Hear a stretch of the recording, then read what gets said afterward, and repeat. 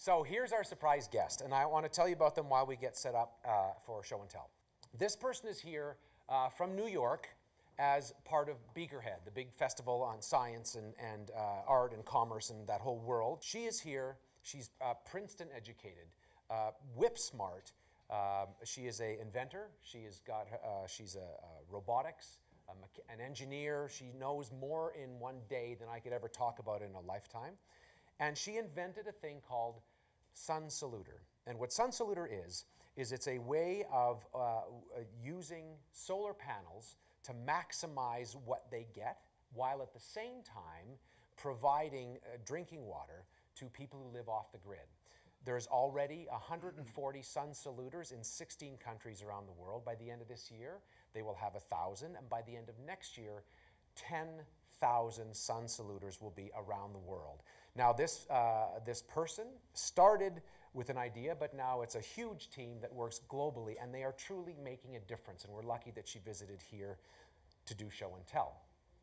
The most interesting thing for me about that whole thing is, in all of that, it started at a science fair project at John Diefenbaker High School in Calgary. So,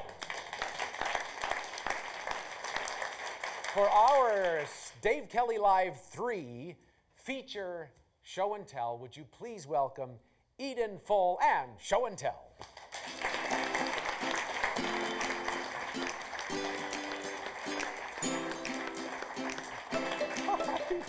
How are you? There you go. Do you want to uncover it or do you want me to uncover it? You can uncover it. I'll sure. uncover it, then you talk, and then I'll come in after. Okay. I've not met her yet.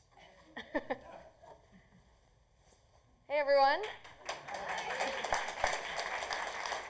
My name is Eden, and I am now, I guess, a professional inventor, or I'm aspiring to be.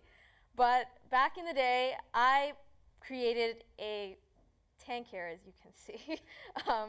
And so Science Fair is this thing. It happens every single year, Calgary Youth Science Fair at the Olympic Oval now. You're supposed to come up with an experiment, and you follow the scientific method, and you build like a little display. You have like your little design, and you go and talk to judges about it, and they give you like a grade, and then you get a medal based on it. And so I wanted to create the most innovative project anyone had ever seen, that no one had ever done before. And I thought the best way to do this was to do tests on my pet fish, because I wanted to figure out how smart they were. And so I was 11 years old at the time, and I thought nobody had ever done this before, so I'm gonna win. And so I decided, well, you know how scientists like to put hamsters through mazes? Maybe I would do the same with my fish.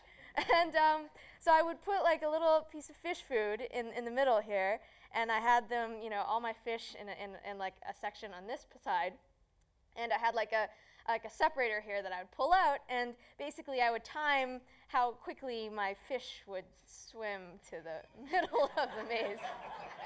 And the results ranged from 3 hours to like 2 days. So needless to say, my experiments have gotten much more scientifically sound and interesting and relevant to society since then, but I will never forget my very first project and how it really taught me that failure is necessary before you figure out. Yeah. That's awesome. That's so good. That's excellent. I like the timing. And you have a very accurate stopwatch to come up with 5 hours. Now, we grabbed some video of a documentary that's coming out on you, and it's going to play here while you tell us a little bit about SunSaluter and how it's this thing that's around the world now. So, I mean, it's a little hard to get quickly, but give us a sense of what it's about. Sure. So, SunSaluter is actually a device that is using the power of water to rotate a solar panel so that it's following the sun at every point during the day. And so by allowing this water clock to drip out slowly throughout the day, and you calibrate that rate so that it's the same rate at which the sun is moving across the sky, you get up to 40% more electricity. And in places like India, Kenya, Uganda, and we've deployed in 16 countries so far, it's really important to squeeze as much electricity out of those solar panels as you can get. So for them, being able to find a very cheap way to both filter this water while it's dripping through the system and then also optimize that energy collection, it's pretty important. Wow, yeah, great. And so you have, how many people are on the team now? Yeah, so we have 5 of us. That's ridiculous. Good for you. And then up to 10,000 are out there, and part of it must be about the simplicity, right? It can't be something complicated that's going to break down or that needs a lot of moving parts. Yeah, I remember my very first deployment in my first year of university. I received an internship to go and travel to Kenya, and a professor paid me under the table to do my own research while I did his research. And basically, I had a chance to secretly go around and be like, hey, I have this idea, what do you guys think of it? And a lot of people were like, I don't get it, what is going on? And all of that feedback was really, really valuable for me because it helped me figure out what are they actually needing, and what are they care most about being able to charge their phones, which is the reality of what we all care about too. Yeah. And so sort of by stripping out all of the other complexity and designing a device that pretty much the only thing it does is it rotates your solar panel, and that's what they care about. And why do they care about that? So that they can charge their phones, they can call their family, text their friends, and I think removing all of the, I had patented this other idea, and I realized that none of that was necessary. What was necessary was just thinking about their needs.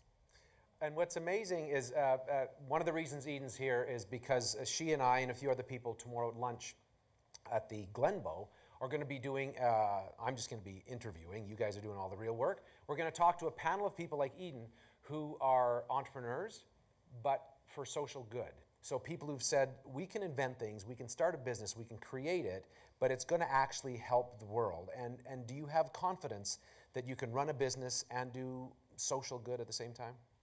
I hope so, yeah. Yeah, well, we do too. And we're really proud of you, even though I just got to meet you now. Nice to meet you. It's a pleasure. And we were chatting on the phone. We think maybe there was a breakfast television somewhere way back. Yeah, I think so. Way back for you is like Tuesday, but for me, way back. I can't wait to talk again tomorrow. Yeah. Eden Full joining us here today. Thanks for being part of Show and Tell. That was awesome. Thanks for doing that. It was so good.